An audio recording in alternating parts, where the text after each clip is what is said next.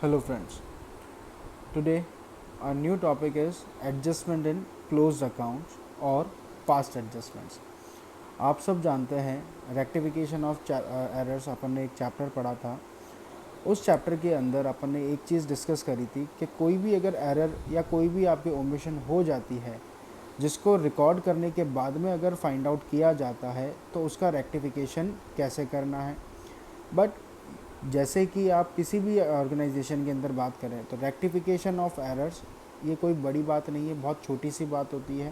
Because accounting is prepared with the help of human beings और ये human errors अपन इनको बोल सकते हैं।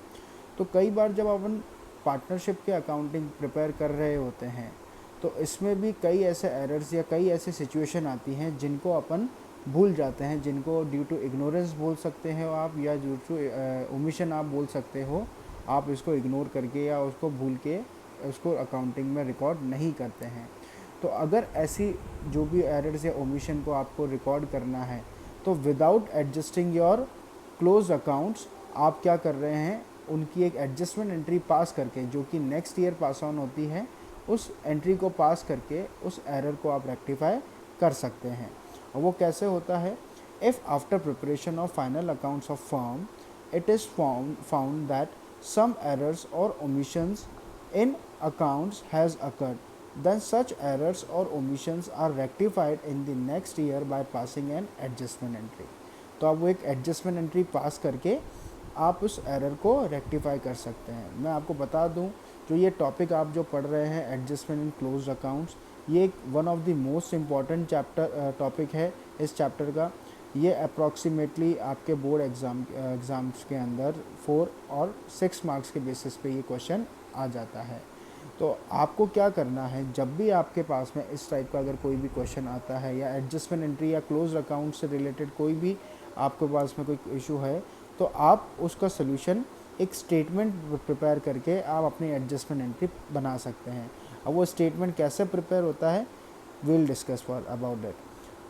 आपको स्टेटमेंट पास करना है, स्टेटमेंट शोइंग पास्ट एडजस्टमेंट या स्टेटमेंट शोइंग एडजस्टमेंट। इसके अंदर आप क्या करेंगे, first column is for particulars, then जो भी पार्टनर्स हैं लाइक ए बी सी, मैंने 3 पार्टनर्स काउंट किए हैं। नेक्स्ट वन इज़ टोटल, आप अपना जो भी टोटल अमाउंट है वो देखेंगे यहाँ पे। अब फर्स्ट आपको क्या करना है, ये 2 पार्ट में स्टेटमेंट डिवाइड होता है, फर्स्ट ए सेकेंड बी।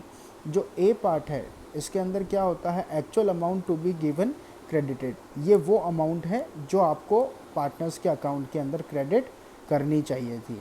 जैसे कि इंटरेस्ट ऑन कैपिटल अगर आपने अलाउ नहीं किया है या फिर आपने इसको लोअर वैल्यू पे अलाउ किया है, देन आप अपने आईओसी को रिकॉर्ड करेंगे।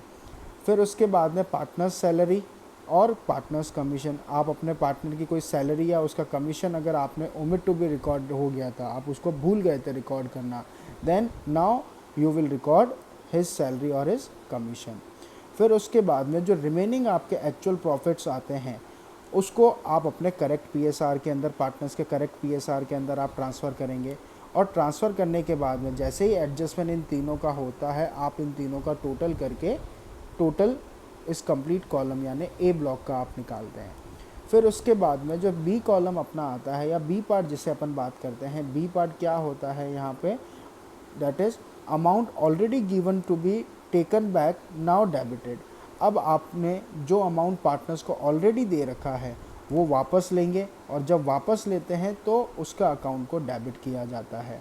वो कौन कौन से एरर्स या कौन कौन से ओमिशंस होते हैं, जैसे अगर आपने आईओसी आपको देना था पर्टिकुलर एक फ्लैट रेट पे, लाइक अपन बात करते हैं 5% पे आईओसी देना था, बट आपने उसको 6% के बेसिस पे आईओसी दे दिया, तो आपने जो हायर रेट पे जो आईओसी दिया है उस हायर रेट को आप वापस यहाँ पे डेबिट करते हैं। फिर नेक्स्ट आता है interest on drawings. Interest on drawings अगर आपने चार्ज नहीं किया है then it should be chargeable now, अब वो उसको चार्ज किया जाना चाहिए। लास्ट आपके पास में जो आता है that is wrong profit distributed debited now. अब जो भी आपने रॉन्गली प्रॉफिट डिस्ट्रीब्यूट किए थे, जिस भी पर्टिकुलर रेशियो के अंदर आपने जो प्रॉफिट्स अपने डिस्ट्रीब्यूट किए थे, वो रेशियो से आप अपने प्रॉफिट्स को दोबारा से अपने पार्टनर से ले लेंगे। तो लेने के बाद में अब आपके जो बी कॉलम है या बी ब्लॉक जो आपके पास में है, इसका आप टोटल लगाएंगे और टोटल करने के बाद में आप नेट इफेक्ट कैलकुलेट करेंगे वेदर टोटल ए यानी और A block is greater than block B और block B is greater than to block A. आप नेट इफेक्ट कैलकुलेट करेंगे, that is A minus B, और ए माइनस बी को calculate करने के बाद में आपके पास में या तो पॉजिटिव फिगर रहेगा या फिर आपका नेगेटिव फिगर रहेगा। यहाँ पे जो टोटल का जो कॉलम है या जिस टोटल की अपन बात करते हैं, total should be remain as same, वो आपका सिमिलर रहेगा, टोटल में कोई इम्पैक्ट नहीं होता है। अगर इसको मैं अगर अकाउंटिंग ट्रीटमेंट के बेसिस पे अगर मैं कंसिडर करूं, तब मुझे यहाँ पे एक बात को फोकस करना होता है, डैट इज़ अगर पॉजिटिव मेरे पास फिगर होता है तो positive figure indicates amount to be credited to partners capital oblique current account. या तो मैं उस पॉजिटिव फिगर को उसके कैपिटल अकाउंट में, नहीं तो उनके करंट अकाउंट में ट्रांसफ़र करूँगा। बट अगर वाइस वर्सा सिचुएशन है, अगर नेगेटिव इंडिकेट्स होता है, तो उस नेगेटिव इंडिकेटर के केस के अंदर आप उसके उस अमाउंट को पार्टनर के कैपिटल या फिर करंट अकाउंट से डेबिट करते हैं, वापस वो अमाउंट चार्ज किया जाता है।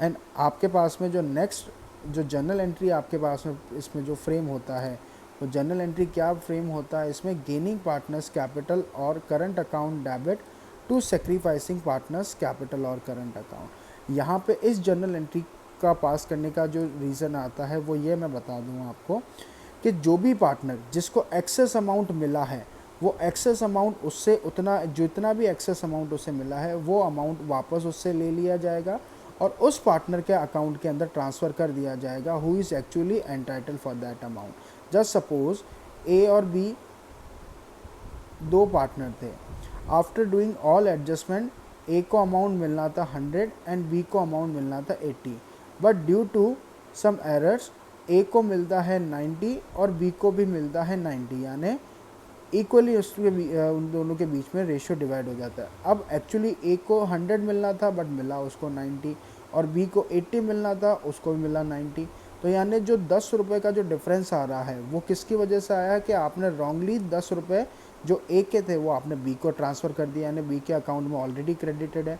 तो आप क्या करोगे, बी से वो अमाउंट लोगे, B is the gaining partner right now and A is the sacrificing partner right now. तो आप वो अमाउंट 10 रुपये बी से निकाल के आप किसके अकाउंट में ट्रांसफ़र कर देंगे, ए के अकाउंट में। तो आपकी एंट्री क्या बन जाएगी, B's capital account debit to A's capital account. So ये आपका जर्नल एंट्री होता है, that is gaining partners capital और current account debit to sacrificing partners capital oblique current account. अब इसके अंदर एक नोट है, इसका डिस्कशन होना बहुत ज़रूरी है कि during past adjustment it is not compulsory that capital और current account of all partners are affected. इससे ज़रूरी नहीं है कि सारे पार्टनर्स का कैपिटल या करंट अकाउंट अफेक्ट हो। More than one partners capital और करंट अकाउंट में बी डेबिटेड और credited, but amount of debit and credit should be equal. हो सकता है एक से ज़्यादा पार्टनर का कैपिटल या करंट अकाउंट यहाँ पे डेबिट या क्रेडिट हो, बट आप हमेशा इस चीज़ के बारे में ध्यान रखेंगे कि डेबिट और क्रेडिट हमेशा आपका ऑटोमेटिकली क्या हो जाएंगे, इक्वल हो जाएंगे। तो there is no need to worry, आपका अकाउंट ऑलरेडी सेट होगा, आपका बैलेंस ऑलरेडी इसके अंदर मैच होगा। बस आपको जर्नल एंट्री फोकस करना है, that is gaining partners capital या current account debit to sacrificing partners capital और करंट अकाउंट। आई होप ये टॉपिक आपको समझ में आया हो। इस टॉपिक से रिलेटेड अगर आपको फिर भी कोई इशू होता है तो आप डायरेक्टली मुझ तक अप्रोच कर सकते हैं, अपनी क्वेरीज़ को आप मुझसे शेयर कर सकते हैं। मेरे कॉन्टैक्ट डिटेल्स, मेरा कॉन्टैक्ट नंबर एंड मेरा मेल आईडी आपको डिस्क्रिप्शन में गिवन होंगे।